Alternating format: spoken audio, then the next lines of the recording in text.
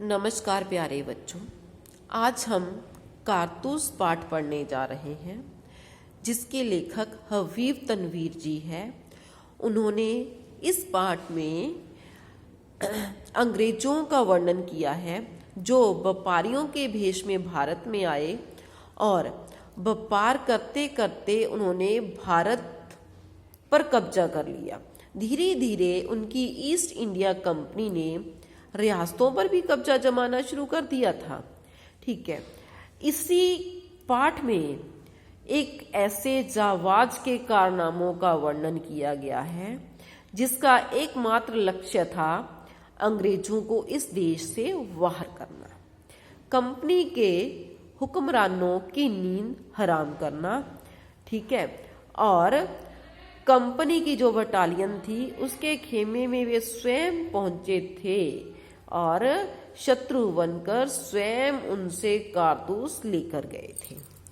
कारतूस नाटक है एक। ठीक है, इसमें मुख्य पात्र है कर्नल, लेफ्टिनेंट, सिपाही, सवार।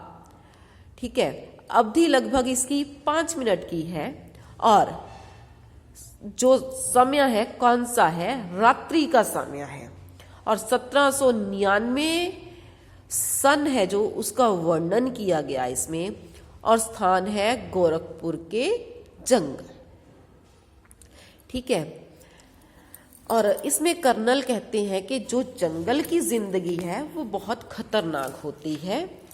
हफ्तों हो गए उन्हें यहाँ खेमा डाले हुए, उनके सिपाही भी इस जिंदगी से तंग आ चुके थे।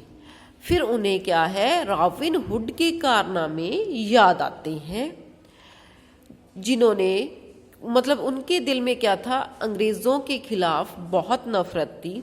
लेकिन उन्होंने सिर्फ 5 महीने तक हुकूमत की, लेकिन उन 5 महीनों में उन्होंने अंग्रेजों को भारत से लगभग बाहर निकाल ही दिया था। कर्नल कालिस जिस सियादत अली मतलब थे जो उनको पकड़ने के लिए उन्होंने खेमा डाला हुआ था। फिर वो बताते हैं कि वो कौन थे। हाफिज उद्दौला का भाई था, वजीर अली का और उसका दुश्मन था। असल में क्या था, जो नवाब हाफिज उद्दौला था उसके जहाँ मतलब लड़के की कोई उम्मीद नहीं थी। जब वजीर अली पैदा हुआ तो सियादत अली ने उससे अपनी मौत का ख्याल किया क्योंकि वो उसका राज्य हड़पना चाहता था। फिर उसके बाद क्या हुआ, सियादत अली क्या थे, मतलब वो कर्नल के दोस्त थे। उन्होंने क्या किया, उन्होंने कर्नल को उसे पकड़ने के लिए तैयार कर दिया और जो वो थे वो ऐश पसंद व्यक्ति थे। उन्होंने अपनी धन दौलत का आधा हिस्सा उसे दे दिया और 10 लाख रुपए नकद भी दिए थे, जिसके कारण सियादत अली भी मस्ती कर रहा था, मौज कर रहा था और कर्नल भी उसके पैसे पर ऐश कर रहा था।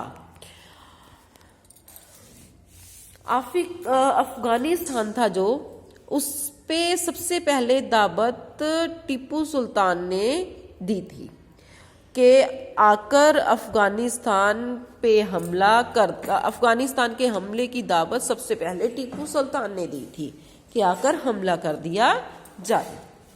ठीक है, उसके बाद वजीर अली क्या थे, वो जंगलों में अभी तक भटक रहे थे और उनकी आज़ादी सबके लिए खतरनाक थी। वजीर अली भागे कैसे थे,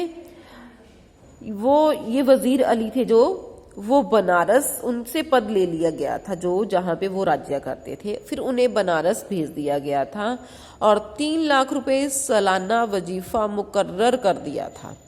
और कुछ महीने के बाद गवर्नर जनरल ने उन्हें कलकत्ता तलब कर दिया। वजीर अली कंपनी के वकील के पास गया जो बनारस में रहता था, उससे शिकायत की कि उन्हें कलकत्ता क्यों तलब किया जा रहा था। वकील ने शिकायत की परवाह नहीं की और उल्टा उसे बुरा भला सुना दिया था। ठीक है, पहले ही उसमें तो अंग्रेजों के खिलाफ नफरत कूट कूट के भरी हुई थी और उन्होंने खंजर से वकील का काम तमाम कर दिया और अपने साथियों के साथ वो आजमगढ़ के जंगलों की ओर भाग गया था। और कई सालों से वहां पे उनका कारवां भटक रहा था। उसके बाद कर्नल ने उन्हें पकड़ने के लिए बहुत कोशिश की उनके पकड़ने के लिए, लेकिन वे हाथ नहीं आ रहे थे। उसके बाद क्या हुआ, फिर एक काफिला दूर से आ रहा था। घोड़े की टांपों की आवाज थी और गर्द उड़ी आ रही थी। ऐसा लग रहा था जैसे सिपाही और उनका काफिला आ रहा हो। फिर क्या हुआ, सिपाहियों ने कर्नल को बताया कि दूर से कोई आ रहा है। वो सावधान हो गए। सिर्फ गर्द ही दिखाई दे रही थी। फिर क्या था, वो घोड़ों की टांप उन तक आकर पहुंच गई। सवार ने क्या कहा, जो घोड़े पे सवार था, कि मुझे कर्नल से मिलना है। घोड़ा बहुत खूब, ठीक है, मतलब जो सिपाही थे वहां पे वो उन्हें कर्नल से मिलाने ले गए।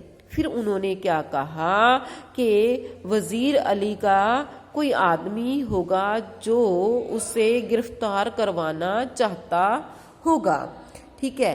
फिर जो वजीर अली थे, मीन्स सवार के रूप में वो वहां तक पहुंचे थे, उन्होंने कर्नल से अकेले मिलने के लिए बात बढ़ाई, कहा, ठीक है। फिर कर्नल और सवार के बीच में काफी वार्तालाप हुआ। कर्नल को लगा कि ये एक सिपाही है जो कि वजीर अली को गिरफ्तार करवाना चाहता है। उसके बाद जो सवार था वो किस लिए वहां तक पहुंचा था, उसे कारतूस चाहिए थे।